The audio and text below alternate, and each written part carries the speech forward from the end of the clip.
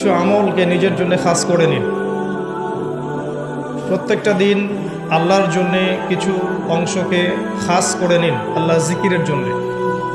চেষ্টা করুন প্রত্যেক দিন বেশি থেকে বেশি আলহামদুলিল্লাহ করতে। পারা যাবে ইনশাআল্লাহ। কমপক্ষে 100 বার পড়ার চেষ্টা করেন সুবহানাল্লাহ। পারা যাবে ইনশাআল্লাহ। 100 বার চেষ্টা করেন সুবহানাল্লাহি ওয়া বিহামদিহি, সুবহানাল্লাহি ওয়া বিহামদিহি। মিজানের পাল্লায় দুটো কালিমা প্রচণ্ড ভারী হবে, সুবহানাল্লাহি ওয়া বিহামদিহি, সুবহানাল্লাহিল আযীম। চেষ্টা করেন প্রত্যেক দিন কমপক্ষে 100 বার এতটুকু বলা, আস্তাগফিরুল্লাহ ওয়া আতুবু ইলাইহি, আস্তাগফিরুল্লাহ ওয়া আতুবু ইলাইহি।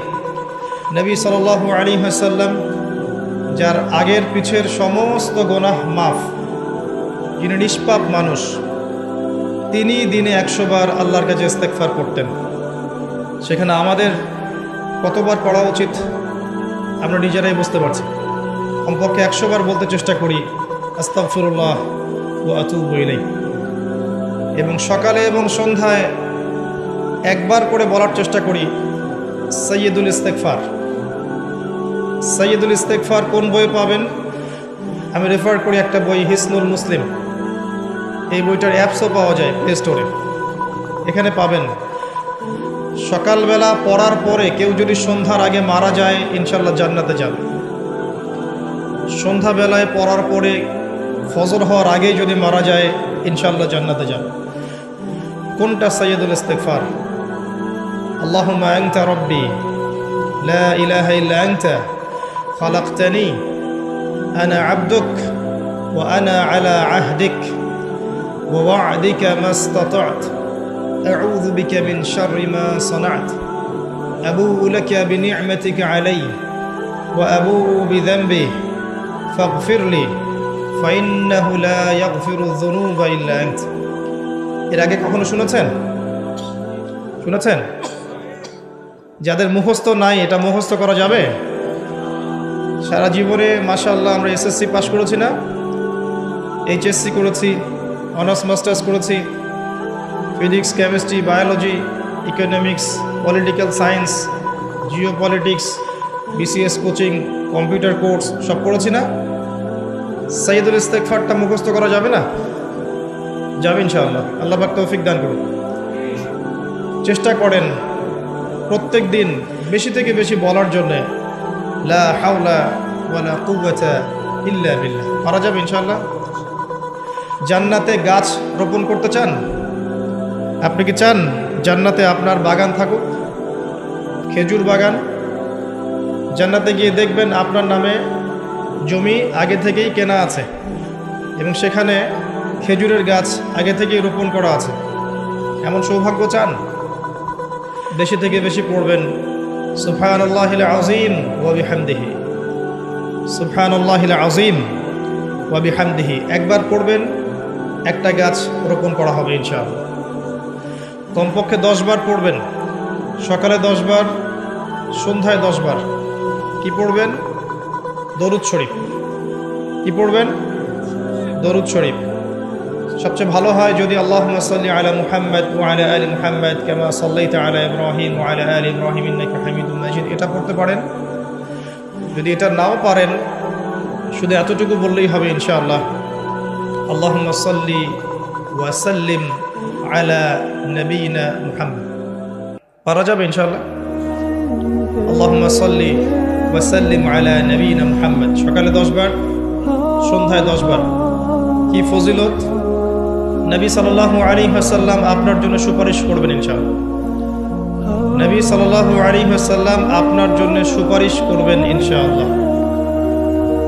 তবে যদি আপনি ভেবে থাকেন যে আপনি সুদ খাচ্ছেন, ঘুষ খাচ্ছেন, দুর্নীতি করছেন, অন্যের হক নষ্ট করছেন, নামাজের ধার ধারছেন না, যাকাতও দিচ্ছেন না, পর্দা করছেন না, নবী সাল্লাল্লাহু আলাইহি ওয়াসাল্লাম আপনাকে দেখে খুশি হবেন, এমনটা মনে করার কোনো কারণ নেই। যেমন নবী সাল্লাল্লাহু আলাইহি ওয়াসাল্লাম বলেছেন, এক শ্রেণীর নারী বের হবে আখিরুজ জামানে, শেষ জামানায়। কোন জামানায়? শেষ জামানায়, মানে এই নারীরা যখন বের হবে বুঝতে হবে শেষ জামানা চলে এসেছে। কথা কি বুঝতে পারছেন? কারা তারা? নবীজি বলেছেন নিসাউন কাসিয়াতুন আরিয়া মুমিলাতুন মাইলাত। এমন নারী যারা কাপড় পরেও নগ্ন থাকবে, এমন এক শ্রেণীর মহিলা যারা কাপড় পরবে কিন্তু তারপরেও নগ্ন থাকবে। আমার কি ব্যাখ্যা করে বোঝানোর দরকার আছে? যারা মানুষকে আকৃষ্ট করবে, নিজেরাও মানুষের দিকে আকৃষ্ট হবে, এই শ্রেণীর নারীদের ব্যাপারে নবী সাল্লাল্লাহু আলাইহি ওয়াসাল্লাম বলেছেন তারা জান্নাতে যাবেও না, জান্নাতের গন্ধ পাবে না। অতএব আমল যাই হোক না কেন, শুধু সকাল সন্ধ্যায় 10 বার দরুদ পড়লেই যে আমি সুপারিশ পেয়ে যাব এমনটাও ভাবার সুযোগ নেই। প্রথমত আকীদা ঠিক করতে হবে, তাওহীদ শিখতে হবে, শিরিক থেকে দূরে থাকতে হবে, সুন্নত শিখতে হবে, বেদাত থেকে দূরে থাকতে হবে, হালাল রিজিকের সোর্স তালাশ করতে হবে, পারিবারিক আদর্শটা ঠিক করার চেষ্টা করতে হবে, পর্দার বিধান মানার চেষ্টা করতে হবে, ইসলামের জন্য নিজের জান মাল সময় শ্রম ব্যয় করে কিছু করার ফিকির থাকতে হবে। যখন পরিপূর্ণ প্রচেষ্টা থাকবে এরপরে ইনশাআল্লাহ তাআলা নবী সাল্লাল্লাহু আলাইহি ওয়াসাল্লামের সুপারিশ আমাদের কপালে জুটে যাবে ইনশাআল্লাহ। যদি কোনো প্রচেষ্টাই না থাকে, কোনো প্রচেষ্টাই নাই, শুধু মুখে একবার লা ইলাহা ইল্লাল্লাহ বলেছি এবং ভাবছি যে আমি জান্নাতে চলে যাব, ফরজ ওয়াজিবের ধার ধারছি না, শিরিক তাওহীদের ধার ধারছি না, সুন্নত বেদাতের পরোয়া করছি না, হালাল হারামের কোনো পরোয়া করছি না, ভেবে নিচ্ছি যে আমি লা ইলাহা ইল্লাল্লাহ বলেছি জান্নাতে চলে যাব, তাদের জন্যে আসলে এই পৃথিবীটা নয়। পৃথিবীটা বুদ্ধিভিত্তিক মানুষদের জন্য। দেখুন, লা ইলাহা ইল্লাল্লাহ মুখে বললেই যদি জান্নাতে যাওয়া যেত, তাহলে আব্দুল্লাহ বিন উবাই মুনাফিকদের সর্দার মদিনায় ছিল, সে কি দোষ করেছে? আমার কথা কি বুঝতে পারেন? আব্দুল্লাহ বিন উবাই নাম শুনেছেন? মদিনায় মুনাফিকদের সর্দার, ইসলাম কবুল করেনি, করে নাই, মুখে কালিমা পড়েছে না, কেন জাহান্নামে যাবে তাহলে? লা ইলাহা ইল্লাল্লাহ মুখে, তার আগে কলিজার ভিতরে, আগে কলবে, হৃদয় থেকে আল্লাহর সামনে আত্মসমর্পণ, আল্লাহ ছাড়া কোনো ইলাহ নাই, এটা মননে বিশ্বাস করা এবং সেভাবে আল্লাহর আদেশ নিষেধ মেনে চলার চেষ্টা করা। এরপরে কাজ করতে গিয়ে ভুল হতে পারে, তওবা করে ফিরে আসার সুযোগ আছে। লা ইলাহা ইল্লাল্লাহ এটাকে সরাসরি অস্বীকার করলে কাফের হয়ে যায়। আর লা ইলাহা ইল্লাল্লাহ কে মুখে স্বীকার করে মনের মধ্যে কপটতা থাকলে মুনাফিক হয়। আবার লা ইলাহা ইল্লাল্লাহ বলে বিভিন্ন পাপাচারে লিপ্ত থাকলে ফাসিক এবং জালেম হয়। আর লা ইলাহা ইল্লাল্লাহকে মন থেকে বিশ্বাস করে মুখে স্বীকার করে কাজে বাস্তবায়ন করলে পরিপূর্ণ মুসলিম হয়। আমি কি বোঝাতে পারছি? ইমানের পিলার কয়টা? 6টা না নাকি 7টা? 5টা? সুবহানাল্লাহ। জিবরাইল আলাইহিস সালাম মুহাম্মদ সাল্লাল্লাহু আলাইহি ওয়াসাল্লামকে জিজ্ঞাসা করছেন, মাল ঈমান, আখবিরনি আনিল ঈমান। হে মুহাম্মদ সাল্লাল্লাহু আলাইহি ওয়াসাল্লাম, আমাদেরকে বলুন ঈমান কাকে বলে, আমাকে বলুন ঈমান কাকে বলে। নবী সাল্লাল্লাহু আলাইহি ওয়াসাল্লাম বলছেন, আল ঈমান, ঈমান হচ্ছে আন তুমিনা বিল্লাহ, 1 নাম্বার তুমি বিশ্বাস করবে আল্লাহর প্রতি, ওয়া মালাইকাতিহি এবং তার ফেরেশতা মণ্ডলীর প্রতি, ওয়া কুতুবিহি তার আসমানি কিতাব সমূহের প্রতি। সমস্ত আসমানি কিতাব, শুধু কোরআন নয়, সমস্ত আসমানি কিতাব আল্লাহর পক্ষ থেকে এসেছেন বিশ্বাস করতে হবে। ওয়া রুসুলিহি সমস্ত নবী রাসূলগণের প্রতি বিশ্বাস করতে হবে। শুধু মুহাম্মদ সাল্লাল্লাহু আলাইহি ওয়াসাল্লামই একমাত্র রাসূল নন, এর আগেও অসংখ্য নবী রাসূল এসেছেন, বিশ্বাস করতে হবে। ওয়াল ইয়াউমিল আখির পরকালের জীবনের প্রতি, মৃত্যুর পর পরকাল আছে, কবর আছে, জান্নাত জাহান্নাম আছে, মিজান পুলসিরাত আছে ইত্যাদি। 6 ওয়াল কদরি খায়রিহি ওয়া শাররিহি তাকদীর বা ভাগ্যের ভালো এবং মন্দের প্রতি বিশ্বাস করতে হবে। এই 6টা পিলারে যে ব্যক্তি বিশ্বাস করে, মন থেকে, মুখে স্বীকৃতি দেয়, কাজে বাস্তবায়ন করে, তাকে আমরা বলছি পরিপূর্ণ মুমিন। কথা কি বুঝতে পারছেন? এই হলো ঈমানের 6টা পিলার, 5টাও নয় 7টাও নয়। 5টা পিলার হচ্ছে ইসলামের। ইসলামের পিলার কয়টা? 5টা।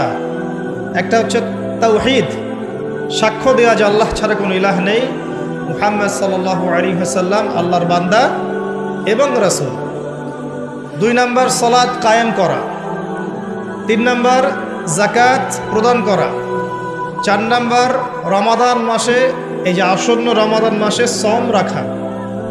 এবং 5 নাম্বার সামর্থ্য হলে হজ করা। এই 5টা হচ্ছে ইসলামের পিলার। তাহলে ইসলামের ভিত্তি কয়টা? ঈমানের ভিত্তি কয়টা? আপনারা প্রত্যেক দিন একটা অংশ আল্লাহ পাকের জিকিরের জন্য খাস করে নেন। লা হাওলা ওয়ালা কুওয়াতা ইল্লা বিল্লাহ বেশি থেকে বেশি বলার চেষ্টা করেন। আল্লাহুম্মা সাল্লি আলা মুহাম্মদ ওয়া সাল্লিম, দরুদ শরীফ বেশি বেশি পড়ার চেষ্টা করেন। যে ব্যক্তি একবার দরুদ পাঠ করবে নবী সাল্লাল্লাহু আলাইহি ওয়াসাল্লামের উপরে, আল্লাহর রাসূল বলছেন তার উপর আল্লাহ পাক 10 বার রহমত করবেন ইনশাআল্লাহ।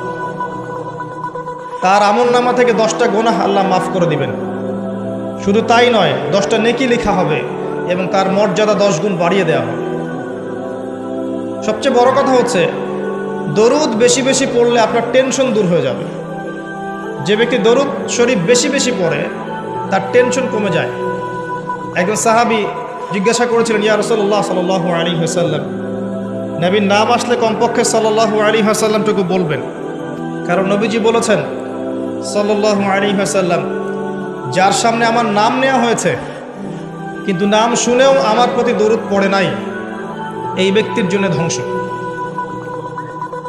হে টিকটক প্রজন্ম, তোমাদেরকে কি বোঝাতে পারলাম?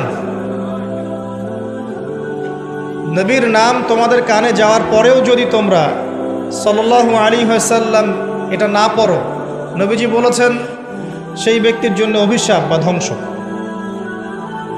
নবীজি আরও বলেছিলেন, বৃদ্ধ পিতামাতাকে পেয়েছে কিন্তু তাদের সেবা যত্ন করে জান্নাত লাভ করতে পারে নাই, এই ব্যক্তির জন্য ধ্বংস। এখনকার যুব সমাজকে কি হাদিসটা বোঝাতে পারলাম? বৃদ্ধ পিতামাতা আছে, তাদের সেবা যত্ন করে জান্নাত কিনতে পারছে না, এই ব্যক্তির জন্য ধ্বংস। আরেকটাই নবী সাল্লাল্লাহু আলাইহি ওয়াসাল্লাম বলেছেন, যে ব্যক্তি রমজান মাসকে পেয়েছে কিন্তু রমজান মাসে ইবাদত করে নিজের গুনাহ মাফ করাতে পারেনি, এই ব্যক্তির জন্য ধ্বংস। তাহলে এই 3 শ্রেণীর ব্যক্তির জন্য ধ্বংস। একজন সাহাবী বলছেন, ইয়া রাসূলুল্লাহ সাল্লাল্লাহু আলাইহি ওয়াসাল্লাম, আমি দোয়ার মধ্যে কতটুকু দরুদ পড়ব? কারণ দোয়া কবুলের অন্যতম শর্ত হচ্ছে দোয়ার মধ্যে দরুদ থাকতে হবে। আমরা তো দোয়া করি আর বলি কবুল হচ্ছে না কেন, তাই না? আমাদের অবজেকশন না এটা? দোয়া করেই যাচ্ছি, কবুল হচ্ছে না কেন? দোয়া কবুলের সিস্টেম তো আপনি জানেন না। আল্লাহ পাক বলছেন, বান্দা যখন আমার কথা জিজ্ঞাসা করে, ওয়াইদা সাআলাকা ইবাদি আন্নী ফাইন্নী করিব, বান্দা যখন আমার কথা জিজ্ঞাসা করে, বান্দাকে বলে দাও হে নবী যে আমি বান্দার খুবই কাছে আছি। উজিবু দাওয়াতাদ দাঈ, বান্দা যখন আমাকে ডাকে আমি তার ডাকে সাড়া দিই। আল্লাহ বলছেন এই কথা। এবং আল্লাহ পাক তার রাসূলের মাধ্যমে জানিয়েছেন অন্য হাদিসে, রাতের শেষ অংশে, ধরে নেন যে 1টা থেকে 4টা বা 2টা থেকে 5টা, আল্লাহ ভালো জানেন, রাতের শেষ অংশে রাতকে 3টা ভাগে ভাগ করেন। এখন চলছে রাতের 2য় ভাগ, নাকি? রাত শুরু হয় কখন থেকে? পশ্চিমাদের মতো রাত 12টা থেকে। সূর্য ডুবলেই রাত শুরু হয়। পশ্চিমারা শিখিয়েছে রাত 12টা 1 মিনিটে দিন রাত শুরু হয়, তাই না? আর আল্লাহ পাক শিখিয়েছেন সূর্য উঠলেই দিন, সূর্য ডুবলেই রাত। রাতকে 3 ভাগ করে ফেলেন। শেষ অংশে আল্লাহ রাব্বুল আলামিন প্রথম আকাশে নেমে আসেন। আল্লাহ পাক কিভাবে নেমে আসেন এটা প্রশ্ন করার দরকার নাই, এটা আমাদের বুঝে আসবে না। সবকিছু আমাদের বুঝে আসতে হবে জরুরি না। জরুরি? আমরা মনে করি যে সব কিছুর ব্যাখ্যা মনে হয় আমরা দিতে পারবো। আসলে কি পারবো? বিজ্ঞানকে জিজ্ঞাসা করেন, যে বিজ্ঞানের দাপটে এখন টেকা যাচ্ছে না। কোনো কিছুকে বিজ্ঞান দিয়ে প্রমাণ করা গেলে মানুষ বিশ্বাস করে, অন্যথায় বিশ্বাস করতে চায় না। নামাজের কথা বললেও বলে যে এর বৈজ্ঞানিক উপকারিতা কি সেটা বলেন। আপনাকে বৈজ্ঞানিক উপকারিতা খুঁজতে হবে কি জন্য? ইয ক্বালা লাহু রাব্বুহু আসলিম ক্বালা আসলামতু লিরাব্বিল আলামিন। আল্লাহ পাক যখন বলেছেন আত্মসমর্পণ করো, ব্যাস আত্মসমর্পণ করবেন, সিম্পল। এখানে যুক্তি বিজ্ঞান দর্শন খোঁজার তো কোনো দরকার নাই। কেউ যদি বলে এই কনসেপ্টটা মৌলবাদী কনসেপ্ট, আপনি বলবেন যে আমি মৌলবাদী হিসেবে গর্বিত। আল্লাহ পাক বলেছেন ইয ক্বালা লাহু রাব্বুহু আসলিম ক্বালা আসলামতু লিরাব্বিল আলামিন। ইব্রাহিমকে তার রব বলেছেন আত্মসমর্পণ করো। যখনই বলেছেন তখনই তিনি আত্মসমর্পণ করেছেন। এর নাম ইসলাম। সবকিছুকে এই তিনটা বিষয় দিয়ে প্রমাণ করা নাও যেতে পারে। বিজ্ঞানকে শুধু জিজ্ঞাসা করেন না যে can you give us the definition of soul, রূহ। বিজ্ঞান, তুমি কি আমাদেরকে আত্মার সংজ্ঞা দিতে পারবে? পারবে? আত্মা কাকে বলে, কত প্রকার, কি কি, আত্মা কঠিন নাকি তরল না বায়বীয়, পারবে? পারা যাবে? তাহলে কি আত্মার অস্তিত্ব নাই? একজন মানুষ জীবিত, একজন মৃত, কি পার্থক্য এর মধ্যে? একজন জীবিত, একজন মৃত, কি পার্থক্য? কি নাই তার মধ্যে? জিজ্ঞাসা করেছিল নবী সাল্লাল্লাহু আলাইহি ওয়াসাল্লামকে, ওই যে তিনটা প্রশ্ন করেছিল না, আসহাবুল কাহফের কি হয়েছিল, জুলকারনাইন বাদশার কি হয়েছিল, এবং রূহ কাকে বলে। তারাও এর সংখ্যা খুঁজেছে। আর ইহুদিদের কাছে সবচেয়ে বেশি আসমানি কিতাব এসেছে, বানু ইসরাইল। আল্লাহ পাক উত্তরে কি বলেছেন? সূরা বানি ইসরাইলের 81 নম্বর আয়াতটা পড়ে দেখো। ইয়াসআলুনাকা আনির রূহ, তোমাকে তারা আত্মা সম্পর্কে জিজ্ঞাসা করছে। কুলির রূহু মিন আমরি রব্বি, বলে দাও রূহ হচ্ছে তোমার রবের আদেশ মাত্র। আল্লাহর আদেশে মায়ের গর্ভে এসেছে, আল্লাহর আদেশে দেহ থেকে বের হয়ে চলে যাবে। কোনো ব্যাখ্যার দরকার আছে? মানুষ মারা গেলে, হুট করে মারা গেলে বলে হার্ট অ্যাটাক করে মারা গেছে, কারণের দরকার আছে? আল্লাহর হুকুম হয়েছে, মরে গেছে, সিম্পল। এই রূহটা কোথায় ছিল? এই রূহটা ছিল রূহের জগতে, আলমে আরওয়াহ একটা জগৎ আছে। এই জগৎ কত গ্যালাক্সি দূরে, এটা নিয়ে আমাদের গবেষণা করার দরকার নেই। এটা নিয়ে তারা গবেষণা করতে পারে যাদের আল্লাহ বিশ্বাস নাই, তারা খুঁজে খুঁজে বের করুক। কিন্তু এই জগৎ আছে, আলমে আরওয়াহ রূহের জগৎ বলে একটা জগৎ আছে। আলামে বারজাখ একটা জগৎ আছে, যেখানে মৃত মানুষের আত্মাদেরকে রাখা হয়েছে এবং এখানে শাস্তি দেওয়া হচ্ছে, অথবা সেখানে আপনার এই পুরস্কার দেওয়া হচ্ছে। এই দুইটা পার্ট, একটা ইল্লিন, একটা সিজ্জিন। পুণ্যবানদের আত্মা চলে যায় ইল্লিনে, আর বৎকারদের আত্মা চলে যায় সিজ্জিনে।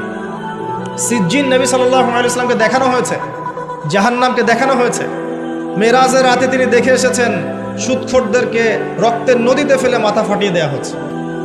তিনি দেখে এসেছেন এক শ্রেণীর মেয়েকে বুকের মধ্যে হুক লাগিয়ে লটকায় রেখে শাস্তি দেওয়া হচ্ছে, ব্যভিচারিণী, জেনাকার। দেখানো হয়েছে এক শ্রেণীর মানুষ পচা গোশত খাচ্ছে, ভালো গোশত খাচ্ছে না। এরা ছিল পরকীয়াকারী। স্ত্রী ছিল বাইরের মেয়ের সাথে জেনা করত, স্বামী ছিল বাইরের ছেলের সাথে জেনা করত।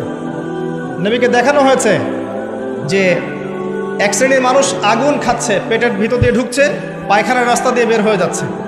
এতিমের মাল ভক্ষণ করেছিল এরা। দেখানো হয়েছে এক শ্রেণীর মানুষের জিহ্বা আগুনের কেচি দিয়ে কেটে দেওয়া হচ্ছে। বলা হয়েছে এরা আপনার উম্মতের বক্তা, কথা বলতো, নিজে আমল করতো না।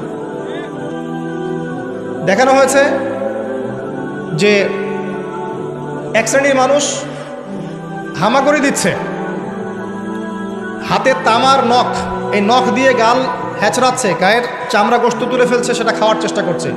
গীবতকারী, মৃত ভাইয়ের গোশত খাওয়ার মতো পাপ। এরকম অনেক শাস্তি নবী সাল্লাল্লাহু আলাইহি ওয়াসাল্লামকে দেখানো হয়েছে।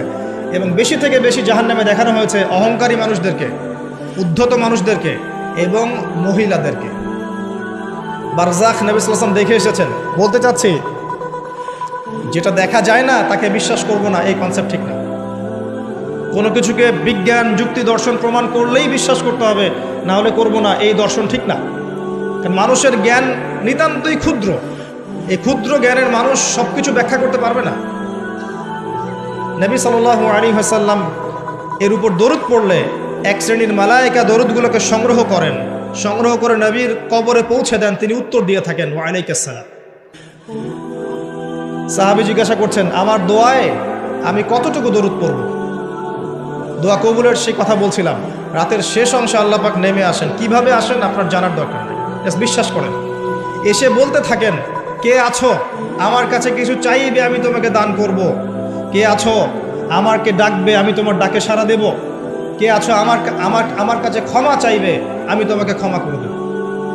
ফজর পর্যন্ত আল্লাহ রাব্বুল আলামিন এমন করে আহ্বান করতে থাকেন যখন আমরা 2 রাকাত নামাজ পড়ার সুযোগ পাই না।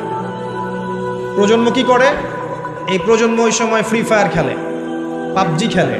ওই সময় দেখবেন ফোনে রাত জেগে জেগে জেগে জেগে জেনা করছে আর মেয়ের সাথে কথা বলছে। এই সময়টাতে কি করে? মুভিজ দেখে, কোনো কোনো ক্ষেত্রে পর্ন দেখে, সিরিয়াল দেখে, একবারে ভোর হবে যখন ফজরের আজানে ডাক দিয়ে ঘুম দিয়ে দিবে, উঠবে জোহরের নামাজের আগে। এটা ট্রেডিশন, এখন এটা চলছে। এবং এই কাজগুলো করতে করতে করতে করতে ফিজিক্যালি, মানসিকভাবে তো আগেই বিকলাঙ্গ হয়ে গেছে, ফিজিক্যালি এরা এত দুর্বল হয়ে গেছে যে আমাদের বাপদাদাদের জেনারেশনের গায়ে এখনও যে শক্তি আছে তাদের গায়ে সে শক্তি এখন নাই। হ্যাঁ, এবং এই নৈতিক মূল্যবোধের অবক্ষয় এদেরকে যে গ্রাস করেছে, যদি কখনো দেশের জন্য জীবন দেওয়ার প্রশ্ন আসে এরা দাঁড়াতে পারবে না। বিশ্বাস করি না আমি, অন্তত আমি বিশ্বাস করি না। যাদের সারাটা দিন ফিকির হচ্ছে মেয়ে, গার্লফ্রেন্ড, মাদক, আপনার ইয়াবা সেবন করা, সিগারেট খাওয়া, গাঁজা খাওয়া, অ্যালকোহল সেবন করা, জুয়া খেলা, ক্যাসিনোতে যাওয়া, মেয়েদেরকে নিয়ে ডেট করা, রাত্রেবেলা পর্নোগ্রাফি দেখা, মাস্টারবেশন করা, নিজের উপর জুলুম করা, পর্ন দেখতে দেখতে নিজের ভিতর থেকে একটা পশু হয়ে গেছে, ভিতর থেকে পশু। ছোট ছোট মেয়েদেরকে পেলে ধরে ধর্ষণ করে ফেলবে। বিগত 8 দিনে 42 জন শিশুকে এদেশে ধর্ষণ করা হয়েছে। এদেশে আপনি রিপোর্ট দেখেন, খবর দেখেন না? তারাও তো হিমশিম খাচ্ছে পরিস্থিতি সামলাতে।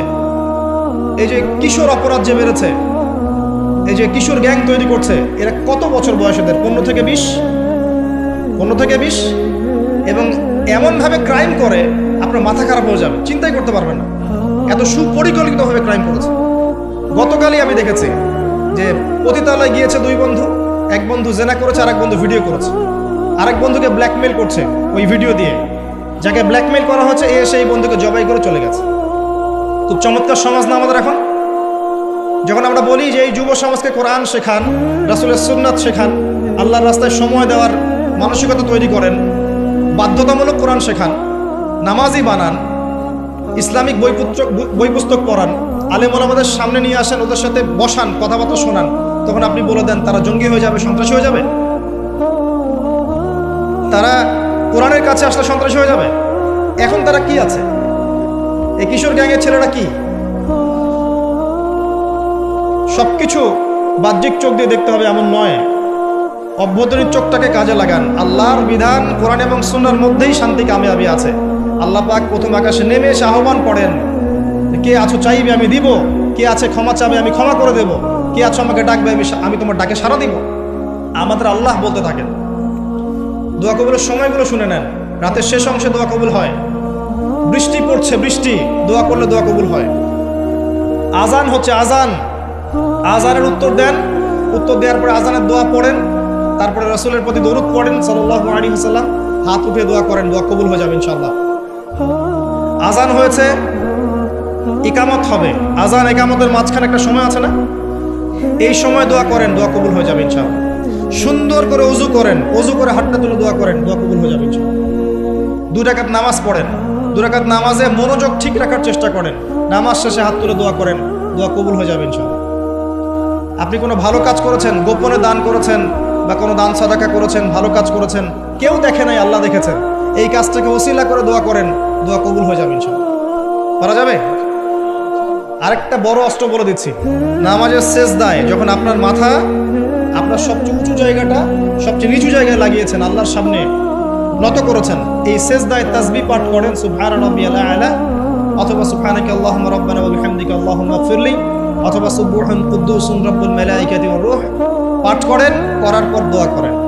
সেজদায় যে দোয়াই করবেন ইনশাআল্লাহ কবুল হয়ে যাবে। সেজদায় যে দোয়াই করবেন ইনশাআল্লাহ কবুল হয়ে যাবে। বলেন সুবহানাল্লাহ। নবী সাল্লাল্লাহু আলাইহি ওয়াসাল্লাম বলেছেন, বান্দা সেজদায় আল্লাহর যতটা কাছে থাকে অন্য কোনো সময় এত কাছে যেতে পারে না। আর আমরা কি করে? টুক করে সেজদা দিয়ে টুক করে উঠে যাই, একটা দোয়া করার সুযোগ পাই না, চান্সও দেই না। সেজদায় দোয়া কবুল হয়, প্রত্যেকটা সেজদায় একটা করে দোয়া করেন না, একটা করে দোয়া করেন। আরবিতে দোয়া করতে পারলে সবচেয়ে ভালো, যেগুলো কোরআন এবং সুন্নাহ থেকে সাব্যস্ত। যদি নফল নামাজ পড়েন, আপনার আরবি জানা নাই মোটেই, বাংলাতেই বলেন, আল্লাহ আমি অসুস্থ, আমাকে শেফা দাও, আল্লাহ আমার ছেলেটাকে হিদায়াত দাও, আল্লাহ আমার রিজিক প্রশস্ত করে দাও, আল্লাহ আমাকে হালাল রিজিকের ব্যবস্থা করে দাও, আল্লাহ আমাকে মাফ করে দাও, বলা যায় না? দোয়া কবুল অন্যতম সময় রমাজান মাস, যেটা সামনে আসছে, রোজা রাখা অবস্থায় আপনি দোয়া করলে দোয়া কবুল হয়ে যাবে ইনশাআল্লাহ। এবং যখন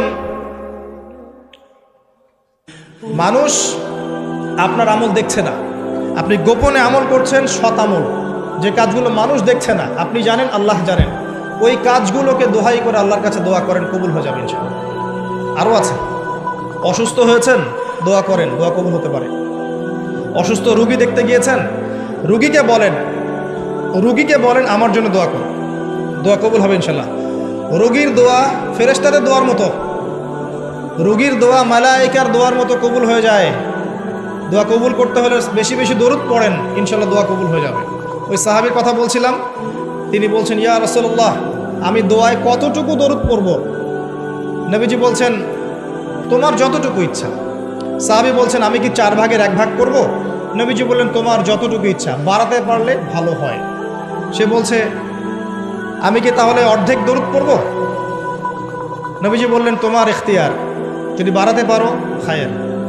সবশেষে সাহাবী বলছেন, আমি কি পুরোটা সময় দরুদ পড়ব? নবীজি বলছেন, তাহলে তোমার কোনো দুশ্চিন্তা থাকবে না, তোমার কোনো টেনশন থাকবে না, তোমার সব কিছু ক্লিয়ার। ইহকাল পরকালের সব দায়িত্ব আল্লাহ নিয়ে নেবেন। একটা কালিমা আছে, সকালে এবং সন্ধ্যায় 7 বার করে পড়লে আল্লাহ পাক ওই ব্যক্তির দুনিয়া আখিরাতের সমস্ত দায়িত্ব নিয়ে নেবেন ইনশাআল্লাহ তাআলা। বলে দেব সেটা কি? হাসবি আল্লাহ লা ইলাহা ইল্লাহু আলাইহি তাওয়াক্কালতু ওয়া হুয়া রাব্বুল আরশিল আযীম। কোন সূরায় আছে এটা? কে বলতে পারবেন? একজনও নাই? আলেম একজন বলেছেন, আমি জেনারেলদের কাছ থেকে উত্তর চাচ্ছিলাম। কোথায় আছে? হাসবি আল্লাহ লা ইলাহা ইল্লাহু আলাইহি তাওয়াক্কালতু ওয়া হুয়া রাব্বুল আরশিল আযীম। যে সূরা আপনাকে প্রমাণ করে দিবে যে আপনি মুমিন না মুসলিম না মুনাফিক, তার নাম সূরা তাওবা। একটা সূরা কোরআনের যে প্রমাণ করে দিবে যে আমি আসলে মুমিন না আমি আসলে মুসলিম না আমি আসলে মুনাফিক, প্রমাণকারী সূরার নাম হচ্ছে তাওবা। এই সূরার শেষের দিকে আছে, একদম শেষে, হাসবি আল্লাহ লা ইলাহা ইল্লাহু আলাইহি তাওয়াক্কালতু ওয়া হুয়া রাব্বুল আরশিল আযীম। হাসবি আল্লাহ, আল্লাহ আমার জন্য যথেষ্ট। লা ইলাহা ইল্লাহু, তিনি ছাড়া কোনো ইলাহ নাই। আলাইহি তাওয়াক্কালতু, আমি তার প্রতি তাওয়াক্কুল করেছি, ভরসা করেছি। ওয়া হুয়া রাব্বুল আরশিল আযীম, তিনি মহান আরশের রব। এই কথা যে বলবে সকালে 7 বার, সন্ধ্যায় 7 বার, দুনিয়া আখিরাতের যে কোনো প্রয়োজন আল্লাহ পাক পূরণ করে দিবেন ইনশাআল্লাহ। এটা আরেকজন নবী বলেছিলেন, তার নাম কি? এটা একজন নবী বলেছিলেন, তার নাম কি? যাকে আগুনে ফেলা হচ্ছিল, এবার বুঝতে পারছেন কি নাম? ইব্রাহিম আলাইহিস সালাম। যখন তাকে ফেলা হচ্ছে তখন জিবরাইল আলাইহিস সালাম চলে এসেছেন, এসে বলছেন যে আমার কাছে কি আপনার কোনো প্রয়োজন আছে? আপনি চাইলে, আর তিনি কতই না উত্তম কর্মবিধায়ক। বলার সাথে সাথেই আল্লাহ পাক বললেন, ইয়া নার, হে আগুন, কুনি বারদান ওয়া সালামান আলা ইব্রাহিম, হে আগুন ঠান্ডা হয়ে যাও, শীতল আরামদায়ক ঠান্ডা হয়ে যাও ইব্রাহিমের জন্য। এই আমলগুলো নিয়মিত করেন, আল্লাহ পাক করার তৌফিক দান করুন, আমিন। একবার নবী সাল্লাল্লাহু আলাইহি ওয়াসাল্লাম ঘরে বসে আছেন এবং তখন ফজরের আজান দিয়েছে। তিনি বাসা থেকে বের হয়ে গেলেন, দেখলেন যে তার স্ত্রী মুসল্লায় নামাজ পড়ছে এবং নামাজ শেষ করে তিনি সুবহানাল্লাহ, আলহামদুলিল্লাহ, আল্লাহু আকবার, লা ইলাহা ইল্লাল্লাহ এগুলো পড়ছেন। হাতে খেজুরের বিচি আছে, খেজুরের বিচি, এগুলো দিয়ে পড়ছেন, গুনছেন। নবীজি চলে গেলেন নামাজে সাল্লাল্লাহু আলাইহি ওয়াসাল্লাম, গিয়ে সালাত পড়লেন, তার সকালের কাজগুলো সারলেন। সকালে ফজরের পরে তিনি দার্স দিতেন, সাহাবীদেরকে কিছু বলতেন, কেউ স্বপ্ন দেখলে সেটা শুনতেন, ব্যাখ্যা করতেন, সময় লাগতো। এরপর ইশরাকের নামাজ পড়ে বাসায় আসতেন। তিনি সকালের সমস্ত কাজ সেরে বাসায় ফিরে দেখলেন স্ত্রী রাদিয়াল্লাহু আনহা তখনও ওই অবস্থাতেই বসে আছে এবং তাসবিহ তাহলিল করছেন। আল্লাহর নবী সাল্লাল্লাহু আলাইহি ওয়াসাল্লাম অবাক হয়ে জিজ্ঞাসা করলেন, তুমি কি তখন থেকে এখানে বসে আছো? তখন থেকেই তাসবিহ তাহলিল করছো? তার স্ত্রী বললেন, হ্যাঁ ইয়া রাসূলুল্লাহ সাল্লাল্লাহু আলাইহি ওয়াসাল্লাম। তখন নবীজি বললেন, আমি তোমার এখান থেকে বের হওয়ার পরে মাত্র 5টা কালিমা 3 বার পড়েছি। কয়টা কালিমা? মাত্র 5টা কালিমা আমি 3 বার পড়েছি। তুমি যতক্ষণ আমল করেছো, এই আমলটাকে যদি এক পাল্লায় রাখা হয় আর আমারটাকে আরেক পাল্লায় রাখা হয়, আমারটা ভারী হবে বলে আমি আশা করি। সেটা কি? সেটা হচ্ছে 1, আমার সাথে বলেন, সুবহানাল্লাহি ওয়া বিহামদিহি। 2, আদাদা খালকিহি। 3, ওয়া রিদা নাফসিহি।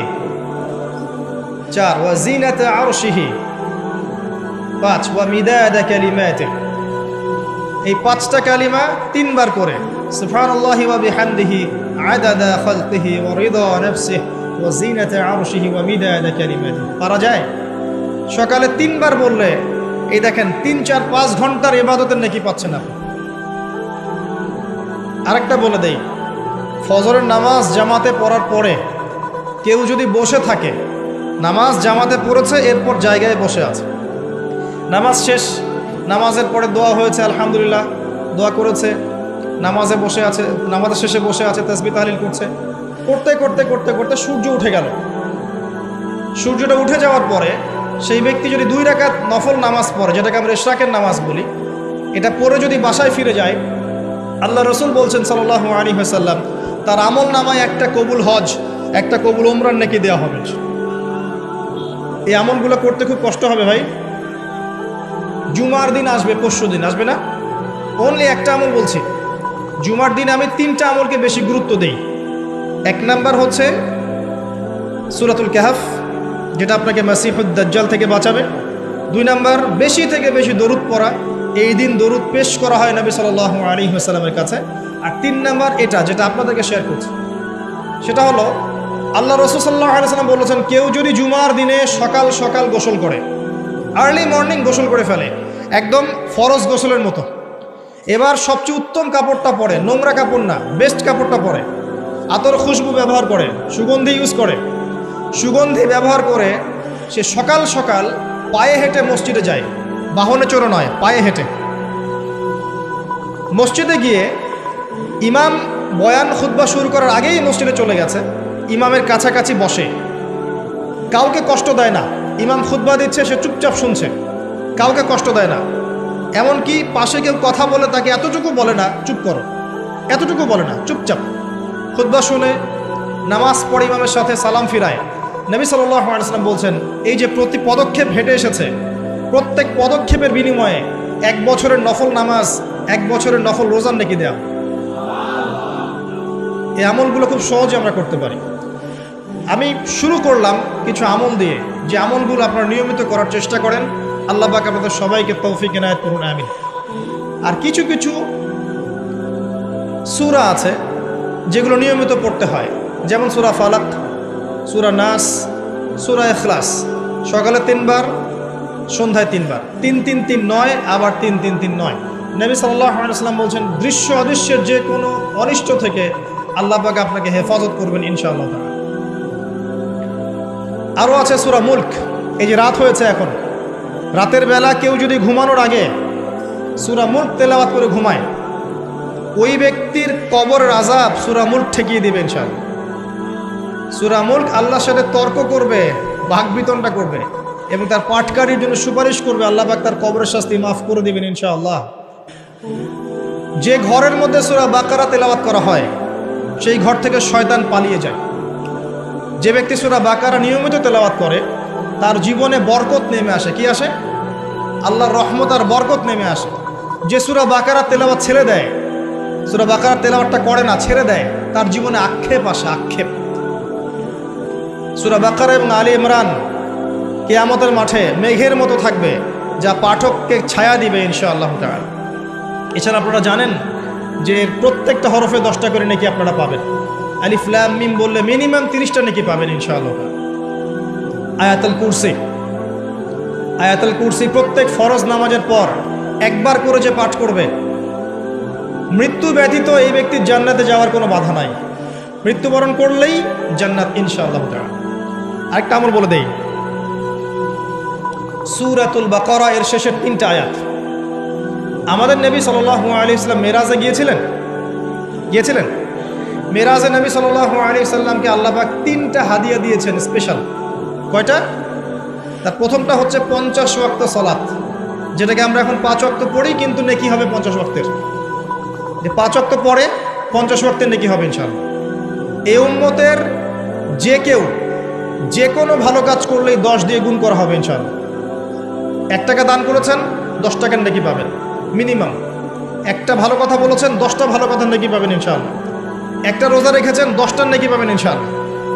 এই উম্মতের জন্য খাস একটা ভালো কাজ করলে 10 গুণ বাড়িয়ে দেওয়া হয়, কিন্তু একটা খারাপ কাজ করলে 10 গুণ বাড়ানো হবে না, একটাই থাকবে ইনশাআল্লাহ।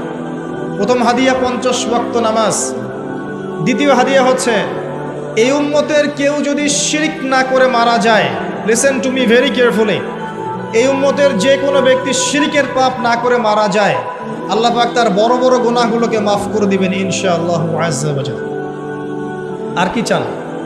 আল্লাহ পাক বলছেন হাদিসে কুদসির মধ্যে, হে আদম সন্তান, তুমি যদি আমার সামনে আসমান জমিন সমান পাপ নিয়ে হাজির হও, আসমান জমিন সমান গুনাহ নিয়ে হাজির হও, কিন্তু আমার সাথে কাউকে শরিক করো নাই, শিরিকের পাপ নাই, তাহলে আমি আল্লাহ তোমার সামনে আসমান জমিন সমান ক্ষমা নিয়ে হাজির হব। বলেন সুবহানাল্লাহ। তারপরেও একটা কথা বলতে চাই, তারপরেও আল্লাহ পাক এত বড় নিশ্চয়তা দেওয়ার পরেও উম্মতে মুহাম্মাদের মধ্যে 73 দল হবে, যার 72 দল জাহান্নামে যাবে। আমি কি বুঝাতে পারছি? এত বড় রহমত দেওয়ার পরেও উম্মতে মুহাম্মাদির 73 দল হবে, যার মধ্যে 72টা দলই জাহান্নামে যাবে, একটা জান্নাতে যাবে। মা আনা আলাইহি ওয়া আসহাবি, যারা নবী সাল্লাল্লাহু আলাইহি ওয়াসাল্লাম এবং সাহাবীদের আদর্শের উপরে থাকবে ইনশাআল্লাহ তাআলা। আর ইসলামের নামে যারা দলাদলি করেছে তারা সবাই এই আয়াত দিয়েই দলিল পেশ করছে। এটাও একটা বিস্ময়কর বিষয়। এত বড় মার্সি থাকার পরেও প্রত্যেক হাজারে 999 জন মানুষ জাহান্নামে যাবে। বলেন নাউযুবিল্লাহ। আর সূরা আরাফের 179 নম্বর আয়াতে আল্লাহ পাক আরো বলেছেন, ওয়ালাকাদ যারানা লিজাহান্নামা কাসীরাম মিনাল জিন্নি ওয়াল ইনস, আমি প্রচুর জিন আর মানুষকে দিয়ে জাহান্নাম পূর্ণ করব, প্রত্যেক হাজারে 999 জনকে দিয়ে। কি অপরাধ? কি অপরাধ? উত্তর, লাহুম কুলুবুন লা ইয়াফকাহুনা বিহা। 1 নম্বর অপরাধ, তাদের কলব ছিল, উপলব্ধি করত না। আবার শোনেন, তাদের কলব ছিল, উপলব্ধি করত না। ওয়ালাহুম আযানুন লা ইয়াসমাউনা বিহা, কান দিয়েছিলাম শুনে নাই। ওয়ালাহুম আ'য়ুনুন লা ইউবসিরুনা বিহা, চোখ দিয়েছিলাম দেখেনি। উলাইকা কাল আনআম, এরা গবাদি পশুর মতো। বালহুম আদল, বরং তার চেয়েও নিকৃষ্ট। ওয়া উলাইকা হুমুল গাফিলুন, এরা হচ্ছে গাফেল সম্প্রদায়। আল্লাহ রাব্বুল আলামিন বলেছেন সূরা আরাফ 179 নম্বর আয়াত। তাহলে জাহান্নামে যাওয়ার কারণ বুঝতে পারছি? 3টা বড় বড় কারণ। হৃদয় দিয়েছে আল্লাহ উপলব্ধি করার জন্য, এমনি এমনি নয়। আল্লাহ পাক কান দিয়েছেন শোনার জন্য। কি শুনবেন? আল্লাহর ওহী শুনেন নাকি মিউজিক শুনবেন? গান বাজনা শুনবেন? কি শুনবেন? কান দিয়েছি শোনে নাই, হক কথা শোনে নেই। ওয়ালাহুম আ'য়ুনুন লা ইউবসিরুনা বিহা, চোখ দিয়েছিলাম দেখে নাই। কি দেখে নাই? আল্লাহর নিদর্শন দেখেনি, আল্লাহর মারিফত দেখে নাই, আল্লাহকে উপলব্ধি করেনি, আল্লাহর সামনে আত্মসমর্পণ করেনি। চোখ দিয়েছে, কি দেখেছে? চোখ দিয়ে জেনা দেখেছে, পর্নোগ্রাফি দেখেছে, মিথ্যা দেখেছে, বাতিল দেখেছে। চোখের আরেকটা ব্যাখ্যা আছে, চোখ মানে শুধু বাইরের চোখ না, এখানে ভিতরের চোখকে বোঝানো হয়েছে। কোথায় দলিল? দলিল আছে সূরা হজে আল্লাহ পাক বলেছেন, তারা জমিনে সফর করে না কেন? তারা জমিনে কেন সফর করে না? যদি সফর করত তাদের মৃত কলব জীবিত হতো। প্রকৃতপক্ষে তাদের দুচোখ অন্ধ নয়, বরং অন্ধ তাদের কলব, যা হৃদয়ের ভিতরে আছে। তাহলে বুঝতে পারলাম আরেকটা কলব আছে। আরেকটু ভালো করে বোঝাই, আবু জেহেল এবং আলী রাদিয়াল্লাহু আনহু এর বিধান দেখেও অগ্রাহ্য করছে, এদের ভিতরে চোখ আছে। আল্লাহ পাকের একটার পর একটা নিদর্শন আসছে, কোরআনে বর্ণিত আছে, হাদিসে বর্ণিত আছে, দেখেও না দেখার ভান করছে, শুনো না শোনার ভান করছে। এদের কলবের চোখ আছে? থাকতে পারে? পারে না। কি করলে কলবের চোখ জীবিত হবে? প্রথম কাজ আল কোরআন। আল কোরআনের সংস্পর্শে আসলে পরে চোখ জীবিত হবে ইনশাআল্লাহ। 2, সফর করেন জমিন, ফাসিরু ফিল আরদি ফানজুরু কাইফা কানা আকিবাতুল মুকাজ্জিবিন। জমিনে ভ্রমণ করে দেখো, তোমরা আল্লাহ নিদর্শনগুলোকে দেখো, দেখলে তোমাদের মৃত কলব জীবিত হবে ইনশাআল্লাহ। আল্লাহ নিদর্শনগুলো দেখো যে মিথ্যাবাদীদেরকে আল্লাহ পাক কিভাবে ধ্বংস করেছে। জর্ডানের ডেড সি-কে দেখেন, ওখানে লূত আলাইহিস সালামের কওম ছিল, আল্লাহ পাক উল্টে দিয়েছেন, ওখানে কোনো প্রাণী জন্ম হয় না, কোনো প্রাণ থাকে না। নবী মূসা আলাইহিস সালামের সেই স্মৃতি বিজড়িত লোহিত সাগর দেখেন, মক্কা দেখেন, মদিনা দেখেন, শামকে দেখেন। আল্লাহ পাক যত জায়গা নিদর্শন রেখেছেন, সমুদ্র দেখেন, আপনাদের পাহাড় দেখেন, আফালা ইয়ানজুরুনা ইলাল ইবিলি কাইফা খুলিকাত ওয়া ইলাস সামাই কাইফা রুফিআত ওয়া ইলাল জিবাল কাইফা নুসিবাত ওয়া ইলাল আরদি কাইফা সুতিহাত। নিদর্শনগুলোকে দেখেন, প্রকৃতিকে দেখেন, মহাকাশকে নিয়ে চিন্তা করেন। সূরা মুলকে আছে না, আকাশের দিকে দৃষ্টি দাও, তোমাদের চোখ ব্যর্থ হয়ে ফিরে আসবে, তোমরা রহস্য ভেদ করতে পারবে না। সূরা ওয়াকিয়ার মধ্যে আল্লাহ বলেছেন ফালা উকসিমু বিমাওয়াকিইন নুজুম, তোমাদের জন্য আমি কসম করছি নক্ষত্রের অবস্থানের, নক্ষত্রগুলোর, গ্রহ নক্ষত্রের অবস্থান স্থিতির শপথ করছি। ওয়া ইন্নাহু লাকাসামুল লাউ তা'লামুন আযীম, আর এটা একটা বিশাল কসম যদি তোমরা জানতে। একটা জাররা পরিমাণ যদি অবস্থানে পার্থক্য ঘটে যায়, মহাবিশ্ব ধ্বংস হয়ে যাবে। আল্লাহ পাক এগুলো দেখতে বলেছেন, তারপরে কলব জীবিত হবে ইনশাআল্লাহ। কোরআন সফর, আল্লাহ নিদর্শনগুলোকে দেখা, আল্লাহর আনুগত্য করা, কলব জীবিত হবে ইনশাআল্লাহ। রাসূল সাল্লাল্লাহু আলাইহি ওয়াসাল্লামের সুন্নাহর উপর থাকলে কলব জীবিত হবে ইনশাআল্লাহ। কোরআন নিয়ে গবেষণা করলে পরে কলব জীবিত হবে। যাদের কলব জীবিত, এমন আধ্যাত্মিক আল্লাহর নূর প্রাপ্ত মানুষের সাথে থাকলে কলব জীবিত হয়। এবং যার প্রমাণ আপনাদের এখানে আছে এখানে, যদিও তাদের মানে সমাধিকে কেন্দ্র করে, কবরকে কেন্দ্র করে কত আজে বাজে কাজ করা হচ্ছে আল্লাহ ভালো জানে, কিন্তু এই মানুষগুলো তো এগুলো শেখান নাই, শিখিয়েছেন, বরং তারা জুলুমকে সরিয়ে দিয়ে তাওহীদ প্রতিষ্ঠা করেছেন এখানকার মাটিতে। আর সেই মানুষগুলোর নাম ভাঙিয়ে আমরা এখন খাচ্ছি, কিন্তু বলতে গেলে আবার রাগ হয়। কিন্তু সেই মানুষের কবর ছুঁয়ে যদি আমি গায়ে মাখি, আমার কোনো ফায়দা আছে? তার আদর্শই তো নেই আমার মধ্যে। মূল জিনিসটা কি? তার আদর্শ কি করেছিলেন তারা এই জায়গায়? তারা এই জায়গায় জালেমের শেকড় উপড়ে দিয়েছিলেন, দিয়ে আপনাদের এখানে ইসলামের পতাকা কায়েম করেছেন। লক্ষ লক্ষ মানুষ এখন এখানে আল্লাহকে ডাকছে, আজান হচ্ছে, ইকামত হচ্ছে, নামাজ হচ্ছে, পর্দা হচ্ছে। এবং সিলেটের মানুষ বেশিরভাগই নামাজি আলহামদুলিল্লাহ, বেশি থেকে বেশি মসজিদ আছে। এগুলো কিভাবে হয়েছে? আল্লাহওয়ালা মানুষের সোহবতে হয়েছে। আল্লাহওয়ালা মানুষের সোহবত আত্মশুদ্ধির একটা মাধ্যম, কিন্তু তাদের কবরকে কেন্দ্র করে বাড়াবাড়ি করা যাবে না। এটাতে রাগ হলে আমার কিচ্ছু করার নাই, কিন্তু হক বলতে হবে। হক আল্লাহর পক্ষ থেকে আসে। শোনেন, শিরকের পাপ আল্লাহ পাক মাফ করবেন না। নিঃসন্দেহে কবরে সেজদা করা শিরক, নিঃসন্দেহে। এবং একজন মৃত মানুষের কাছে আপনি দোয়া করছেন, শিরক হচ্ছে। সেখানে নজর মানত করছেন, শিরক হচ্ছে। সেখানে জবাই করছেন, শিরক হচ্ছে। নবী সাল্লাল্লাহু আলাইহি ওয়াসাল্লাম কোশ্চিনকালে এগুলো শিক্ষা দেন নাই। তাওহীদে থাকেন, যে কথাটা বলছিলাম, আল্লাহওয়ালা মানুষের সোহবতে থাকেন। কুনু মা'আস সাদিকিন, সত্যবাদীদের সাথে থাকুন, তাহলে মৃত কলব জীবিত হবে ইনশাআল্লাহ তাআলা। আর কিছু জীবিত হয়, পরকালকে বেশি বেশি স্মরণ করেন। মৃত্যুবরণ করতে হবে। আজকে আমার চারপাশে অনেক মানুষ আছে, আপনার বাবা মা, ভাই বোন, আত্মীয় স্বজন ইত্যাদি, মৌতের পরে 40 দিন, 100 দিন, 1 বছর, এভরিবডি উইল ফরগেট ইউ। সবাই আপনাকে ভুলে যাবে। ইউ উইল বি ফরগটেন, আপনি ভুলে যাবেন। হয়তো বছরে একটা দিনও আপনার সন্তান গিয়ে আপনার কবর জিয়ারত করবে কিনা সন্দেহ আছে। এটাই বাস্তবতা, নির্মম বাস্তবতা। আল্লাহ থেকে এসেছি, আল্লাহ ফিরে যাব, একাই, কেউ নাই সাথে। এই মৌতের ফিকিরটা কলবটাকে জীবিত করবে ইনশাআল্লাহ, নরম করবে ইনশাআল্লাহ। দেখবেন দুনিয়া আপনার কাছে ভালো লাগবে না, দুনিয়ার বিষয়গুলো প্রয়োজন মনে হবে, জাস্ট প্রয়োজন। আমার প্রয়োজন আছে চাকরির, প্রয়োজন করছেন। আপনার প্রয়োজন আছে খাবার দাবার, প্রয়োজন আছে স্ত্রী সন্তান, আপনার প্রয়োজন আছে একটা জব, কিছু একটা। দুনিয়াটা আপনার প্রয়োজন, প্রয়োজন শেষ, আপনি আল্লাহর হয়ে যান। আল্লাহর হওয়া এত সহজ নয়। আল্লাহর হতে হলে শুধু আল্লাহর জন্যই সব কাজ করতে হয়। ইন্না সলাতি ওয়া নুসুকি ওয়া মাহইয়ায়া ওয়া মামাতি লিল্লাহি রাব্বিল আলামিন, তখন গিয়ে আপনি আল্লাহকে পাবেন। আমার কথা ভালো করে শোনেন, যদি আপনি মানুষকে সন্তুষ্ট করতে যান এবং মানুষের কাছে কিছু পাওয়ার আশা করেন, আপনি কষ্ট পাবেন। বিশ্বাস হচ্ছে না? মানুষের কাছে এক্সপেকটেশন বেশি রাখেন, আপনি কষ্ট পাবেন। আপনি আল্লাহর কাছে আশা করেন, কষ্ট পাবেন না। আপনি সমস্ত কাজ আল্লাহকে সন্তুষ্ট করার জন্য করেন, আপনি কষ্ট পাবেন না। আর যদি আপনি মানুষের কাছে প্রতিদান আশা করেন, কষ্ট পাবেন। তাহলে সমাধান, যার যার হক তাকে তাকে দিয়ে দেন, যার যার হক তাকে তাকে পরিপূর্ণ মাত্রায় দিয়ে দেন। নিজের হক আল্লাহর কাছে চেয়ে নেন, ইনশাআল্লাহ আপনি সুখে থাকবেন। যত দিন যাবে এই কথাটার বাস্তবতা আপনারা ফিল করবেন, কারণ এখন শেষ জামানা, এখন বন্ধনগুলো ভেঙে যাবে, পারিবারিক বন্ধন, আত্মীয় বন্ধন, প্রতিবেশীর বন্ধন, কাঠামো ভেঙে পড়বে।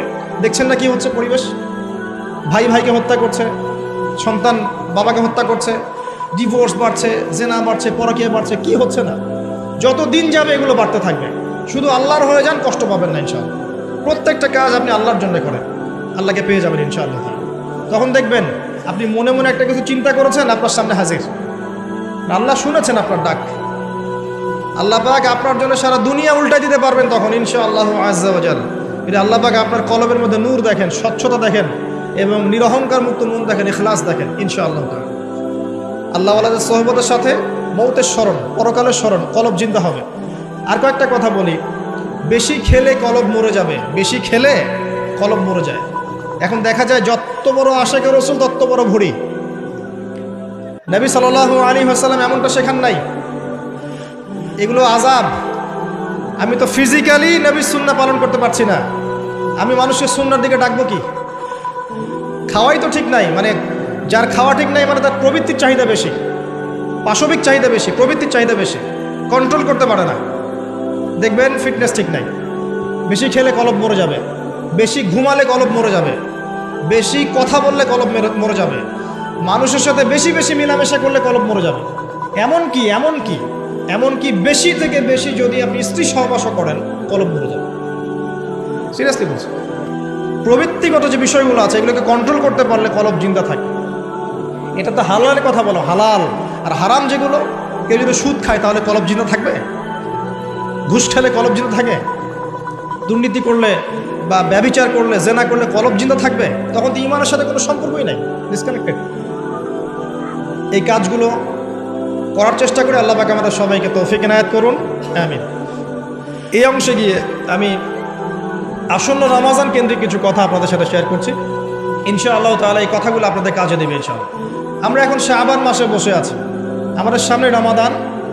আমরা সবাই এই হাদিসটা শুনেছি যে রমজান মাসে গুনাহ মাফ করাতে পারলো না সেই ব্যক্তির জন্য ধ্বংস। কিন্তু আমরা আসলে জানি না অনেকেই যে কিভাবে ইফেক্টিভলি রমজানকে কাজে লাগানো যায়। ইফেক্টিভলি রমজানকে কাজে লাগানোর জন্য কয়েকটা কাজ আমি আপনাদেরকে বলে দিচ্ছি। আমি দোয়া করছি আল্লাহ পাক প্রথমে আমাকে করার তৌফিক দান করুন, অতঃপর আপনাদের সবাইকে করার তৌফিক এনায়েত করুন। আমি তাদের অন্তর্ভুক্ত হতে চাই না যাদের জিহ্বাকে আগুনের কেচি দিয়ে কেটে দেওয়া হবে। কাদের কেটে দেওয়া হবে? এক শ্রেণীর বক্তা যারা বলতো কিন্তু করতো না। আর এটা বিশ্বাস রাখেন, এই চেয়ারগুলোতে এখন যারা বসে সবাই কথা অনুযায়ী কাজ করে না, সবাই কথা অনুযায়ী কাজ করে। আর বাহ্যিকভাবে যা দেখা যায় ভিতরে সবসময় এমন থাকে না। তো এখন জনগণ স্মার্ট, মানুষ আস্তে আস্তে বুঝতে পারে জিনিসগুলো। আর আল্লাহ রাব্বুল আলামিন যখন কাউকে কবুল করে নেবেন, আল্লাহ রাব্বুল আলামিন তার জন্য মানুষের মনে ভালোবাসা সৃষ্টি করবেন ইনশাআল্লাহ। আর আল্লাহ পাক যখন কাউকে অপদস্থ করতে চাবেন তখন কারো সাধ্য নাই তাকে ঠেকায়। আল্লাহ যদি কাউকে কবুল করেন, সারা দুনিয়ার মানুষ মিলেও তাকে বিতর্কিত করতে পারবে না। কথা কি বুঝতে পারছেন? ওসব কৌশল করে লাভ নাই, এসব কৌশল বাদ দেন। আল্লাহ যদি কাউকে কবুল করেন তাহলে সারা দুনিয়ার মানুষের ক্ষমতা নাই তার চুল পরিমাণ ক্ষতি করে। আর পরকালের জীবনের সফলতাই চূড়ান্ত। যদি আমি আপনি পুলসিরাত পার হতে না পারি, কেউ সফল নই। যেই হন আপনি, যদি আপনি আমি আর আমি যেই হই না কেন, আমরা যেই হই না কেন, যদি পরকালে পুলসিরাত পার হতে না পারি, কেউ সফল নই। আর এমন একজন ব্যক্তি যার নামও জানি না, মানুষ তাকে চেনেও না, পরকালে আমার আগে চলে গেছে পুলসিরাত পার হয়ে, এই ব্যক্তি সফল। এটাই হচ্ছে পরকালের বাস্তবতা। দুনিয়ার জীবন তুচ্ছ, কিচ্ছু না। এখানে সফলতা ব্যর্থতা চূড়ান্ত মানদণ্ড হবে না, পরকাল হবে ইনশাআল্লাহ। তাই সবাই পরকালের বান্দা হওয়ার চেষ্টা করি, আল্লাহ পাক তৌফিক দান করুন। যার যার হক তাকে তাকে দিয়ে দেন। মধ্যমপন্থী থাকেন, চরমপন্থী হয়েন না, শৈথিলতাবাদী হয়েন। চরমপন্থী হয়েন না যে ইসলামের নামে এমন কিছু করেন না যেটা সন্ত্রাস ছড়াবে, যেটা মানুষের ক্ষতি করবে, যেটা অমুসলিমদের ক্ষতি করবে, ইসলামের রেপুটেশন খারাপ করবে, এমন কিছু করতে যায় না। একই সাথে এত শৈথিলতাবাদীও হয়েন না যে খালি লা ইলাহা ইল্লাল্লাহ পড়েছে বাস জান্নাত, এখন আমি ঘুষ খাই, সুদ খাই, জেনা করি, ব্যভিচার করি, যা উচ্চা দেয়, এমনটা করতে যায় না। মধ্যমপন্থী থাকেন, ফরজ ওয়াজিব সুন্নাত মুস্তাহাব আমল করেন, সাধ্যমতো জ্ঞান চর্চা করেন, আমল করেন, পারিবারিক আদর্শ ঠিক করার চেষ্টা করেন, হালাল খান, আল্লাহকে যে ক্ষমা চান, আল্লাহ সাধ্য অনুযায়ী চেষ্টা করছি, বাকি যেটা পারছি না আল্লাহ মাফ করে দিও। কারণ এখন এই যুগে আমি স্যারেন্ডার করছি, এই যুগে 100% ইসলাম পালন করা সম্ভব না। ইল্লা মাশাআল্লাহ। আমরা এমন একটা সময় বাস করছি যখন 100% ইসলাম পালন করা মোটেই সম্ভব না, সো ভেরি ডিফিকাল্ট। ইল্লা মাশাআল্লাহ, ইল্লা মাশাআল্লাহ। কেউ বুকে হাত দিয়ে বলতে পারবে না এখন এই যুগে যে আমি 100% ইসলাম ফলো করি, পারবে? কার ক্ষমতা আছে বলুন দেখি? আমি ভাবছেন আমি দাড়ি টুপি রেখে পাগড়ি টাগড়ি রেখে একাকার করে ফেলেছি? আমি নিজেও সুদ খাচ্ছি ইনডাইরেক্টলি, সবাই সুদের সাথে সম্পৃক্ত আছে আমরা মোটামুটি, ঘুরিয়ে ফিরিয়ে হোক, ডানে বামে হোক, অথবা খাই বা দেই বা সাক্ষী থাকি বা লিখে রাখি। এক্সাম্পল দিয়েছিলাম, মনে করেন আমি একটা ফ্ল্যাটে ভাড়া থাকি, আমার ভাড়ার টাকা থেকে ফ্ল্যাটের মালিক ব্যাংকের লোন শোধ করে, আমি পরোক্ষভাবে সুদের সাথে জড়িত। এটা সেই যুগ। তো এই যুগে ওইটা বলার অবকাশ নাই যে আমি একদম 100% পিওর এবং পরিশুদ্ধ, পারফেক্ট না, এটা কেউ বলতে পারবে না। আর আমরা যারা এখানে বসছি, আমরাও এমন কিছু হয়ে যাইনি যে আমরাও একদম জাতির কাণ্ডারি হয়ে যাব। হ্যাঁ, আমরা এমন কিছু হয়ে যাইনি এখনো যে আমরা পুরো জাতির দায়িত্ব নিয়ে ফেলতে পারবো, জি না। অতএব আমাদের উচিত আত্মশুদ্ধি অর্জন করা এবং নিজেদের ভুলগুলো আগে রিকগনাইজ করা, আইডেন্টিফাই করা যে আমাদের কোন কোন জায়গায় ল্যাকিংস আছে, এরপরে এটা সলিউশনে আসে। আমরা অনেক পিছিয়ে আছি, এখন অনেক পিছিয়ে আছি। আল্লাহ পাক আমরা যদি দায়িত্ব পালন করি, ইনশাআল্লাহ আল্লাহ পাক আমাদেরকে শক্তিশালী করবেন। এটা আল্লাহ পাকের সুন্নাহ। ইন তানসুরুল্লাহ ইয়ানসুরুকুম, তোমরা আল্লাহর দ্বীনকে সাহায্য করো, আল্লাহ তোমাদেরকে সাহায্য করবে। ওয়া ইউসাব্বিত আকদামাকুম, এবং তোমাদের পা আল্লাহ পাক সুদৃঢ় করবে। যদি না করো, ওয়া ইন তাতাওয়াল্লাও, তোমরা যদি মুখ ফিরিয়ে নাও, ইস্তাবদিল কওমান গায়রাকুম, আল্লাহ পাক অন্য কওমকে হেদায়েত দিয়ে এই জায়গায় নিয়ে আসবে। আমাদের কোনো প্রয়োজন নেই আল্লাহ পাক। আসেন রমাজানে এই কয়েকটা কাজ বেশি বেশি করার চেষ্টা করেন। 1 নাম্বার, প্রথম কাজ 5 ওয়াক্ত সালাত জামাতে পড়ার চেষ্টা করেন। পারা যাবে ইনশাআল্লাহ? খুব কঠিন কিছু বললাম ভাই? তার আগে একটা কাজ বলি, তারও আগে সেহরি করতে উঠেছেন, এমনভাবে খাবেন না যেটা এটা আপনার জীবনের শেষ খাওয়া। এমনভাবে খাবেন না আল্লাহর ওয়াস্তে।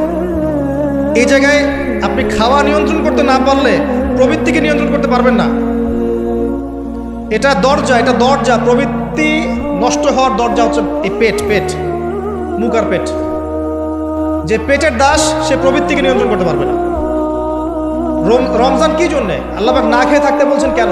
যাতে আপনি তাকওয়া অবলম্বন করতে পারেন, নফসটাকে কন্ট্রোল করতে পারেন। কথা কি বুঝতে পারছেন? পানি খাবো না কেন? পানি তো হালাল। নফসটা কন্ট্রোল করা, না আমি করব না, এটা আপনাকে প্রশিক্ষণ দেওয়া হচ্ছে। আত্মার নিয়ন্ত্রণের প্রশিক্ষণ দেওয়া হয় রমজান মাসে, এটাই তার তাকওয়া। তাকওয়া মানে কি? এই যে একটা মরুভূমি মনে করেন, বা সমুদ্রের বিচ মনে করেন, কক্সবাজার সমুদ্রের বিচ, এখানে অনেকগুলো কাঁচের টুকরা রাখা আছে, কাঁচের টুকরা ফেলে দেওয়া আছে। আপনি হেঁটে হেঁটে যাচ্ছেন, পা ফেলছেন, টিপে টিপে পা ফেলছেন, এখানে একটা, ওখানে একটা, ওখানে একটা, এটা তাকওয়া। এইভাবে চলার নাম তাকওয়া। এটা এক্সাম্পল। সেহরি এত বেশি খায়েন না যেটা মনে হয় আপনার জীবনে লাস্ট খাওয়া, এমনটা খায়েন না। এরপরে 5 ওয়াক্ত নামাজ চেষ্টা করেন জামাতে পড়ার জন্য। যদি জামাত মিস হয়ে যায়, নামাজ ছেড়ে দিবেন না, বাসায় পড়বেন। যদি দেখেন ঘুমিয়ে গেছেন, ঘুম থেকে উঠলে নামাজ পড়বেন। যদি দেখেন ভুলে গেছেন, যখনই মনে হবে তখনই পড়বেন, নামাজ ছাড়বেন না। পারা যাবে ইনশাআল্লাহ? যুব সমাজকে বলবো, যাই করো তোমরা যা কিছুই করো না কারো, 5 ওয়াক্ত নামাজ ছেড়ো না। 5 ওয়াক্ত নামাজ তোমাদেরকে যে কোনো পাপ থেকে ফিরিয়ে নিয়ে আসবে ইনশাআল্লাহ। এই যুবকদের মাঝে অনেক যুবক আছে এখনো বসে এই পৃথিবীতে, যাদের মধ্য থেকে আল্লাহ পাক দ্বীনের বড় বড় খাদেম বের করবেন ইনশাআল্লাহ। কাদেরকে বের করবেন? যাদের অন্তরে আল্লাহ পাক স্বচ্ছতা দেখবেন, পবিত্রতা দেখবেন, এদেরকে বের করবেন। এমন অনেক মানুষ ছিল যারা মিউজিক করতো, ছেড়ে দিয়ে ইসলামের খেদমত করছে। এমন অনেক মানুষ ছিল যারা জেনা করেছে, পরে ফিরে এসে আল্লাহর দ্বীনে দায়ী হয়েছে। এমন অনেক মানুষ আছে যারা বড় বড় কবিরা গুনাহ করেছে, পরে তওবা করে ফিরে এসে আল্লাহর দ্বীনের খেদমত করছে, আছে না? এই মানুষগুলোকে আল্লাহ পাক হেদায়েত দিলেন কেন? উত্তর, তাদের কলবটা ছিল পরিচ্ছন্ন, সৎ অন্তর ছিল, আল্লাহর ভয় ছিল মনের মধ্যে। আল্লাহর ভয় থাকে, ফিরে আসবে ইনশাআল্লাহ। আমরা দোয়া করি আল্লাহ পাক তাদেরকে ফিরিয়ে দেখ। আমি শুধু তাই নয়, এখন ইসলামের যারা প্রকাশ্য শত্রু, তাদের মধ্য থেকেও আল্লাহ পাক ওমর এবং হামজা রাদিয়াল্লাহু আনহুর মতো মানুষ বের করতে পারেন। জানেন, ওমর রাদিয়াল্লাহু আনহু তরবারি নিয়ে বের হয়ে যাননি, তাকে আল্লাহ পাক দ্বিতীয় খলিফা বানাননি। তার মনটা ছিল পরিচ্ছন্ন, আল্লাহ পাক কবুল করেছেন। 5 ওয়াক্ত সালাত পড়ার চেষ্টা করেন জামায়াতের সাথে, আল্লাহ পাক তৌফিক দান করুন। একইভাবে ইফতার যখন করবেন তখন এমনভাবে খাবেন না এটা শেষ খাওয়া, গোগ্রাসে খাবেন না, 10টা 20টা 30টা আইটেম করার দরকার নাই। যতটুকু হলে আপনার ইবাদত করার শক্তি চলে আসে এনাফ। আর বেশি বেশি হাইজেনিক খাবার খাবেন, বাইরের খাবার ভাজা পোড়া বেশি খেতে যায় না, অসুস্থ হয়ে যাবেন। আমরা ইফতারে কিন্তু একদম বিরিয়ানি, পোলাও, কোরমা কত কি খাওয়া শুরু করি। সিম্পল খাবার খাওয়া শুরু করি, সিম্পল খাবার খান, হোমমেড ফুড খান, বাইরের ম্যানুফ্যাকচার্ড ফুড খান, আপনি সুস্থ থাকবেন ইনশাআল্লাহ। কারণ ইফতারের পরে আসে আপনার তারাবির নামাজ পড়তে হলে আপনার শরীরে শক্তি লাগবে। দেখবেন ইফতার করার পরে চিৎপটাঙ্গা শুয়ে পড়ছে, আর শরীর নড়ে না, আছে না? এটা করতে যায় না, পরে খান। আপনি রাত 10টার দিকে খান, ইফতার অল্প হালকা করেন। রমজান মাসে টার্গেট করেন যে আমি কোরআন অন্তত একটা খতম দিব, পড়া যাবে? 30 দিন 30 পারা, 1 পারা করে পড়া যাবে? যারা কোরআন পড়া জানি না, এই যে 1 মাস সময় আছে, 1 মাসের মধ্যে শিখে ফেলবেন, প্রমিস করেন, পারবেন? হাত উঁচু করেন, কথা দেন যে রমজান মাস আসার আগেই কোরআন তেলাওয়াত শিখে নেব ইনশাআল্লাহ। বায়াত করালাম কিন্তু, আপনারা সবাই আমার মুরিদ, বসেন। হাদিয়াও দিবেন যেহেতু মুরিদ হয়েছেন এখন। হাদিয়া হচ্ছে দোয়া। কি দিবেন? দোয়া। রমজান মাসে 1 পারা করে প্রতিদিন 30 দিন 30 পারা পড়া যাবে ইনশাআল্লাহ। যারা হাফেজে কোরআন আছি তারা কোরআনটাকে হেফজ চর্চা করবো এই মাসে, এবং তারাবির নামাজ পড়াবো। তারাবির নামাজে এমন মানুষকে ইমাম রাখবেন যার তেলাওয়াতটা প্রচণ্ড বিশুদ্ধ এবং সুললিত, শুনলেই মন কেড়ে ফেলে, এমন মানুষকে তেলাওয়াত করতে দিবেন তারাবির নামাজে। দেখবেন নামাজে মনোযোগ বাড়তে থাকবে ইনশাআল্লাহ। এটাকে এনজয় করবেন, তারাবিকে এনজয় করবেন। ওই 3G 4G স্পিডে নামাজ পড়তে যায় না, রিল্যাক্সে নামাজ পড়বেন, রিল্যাক্সে।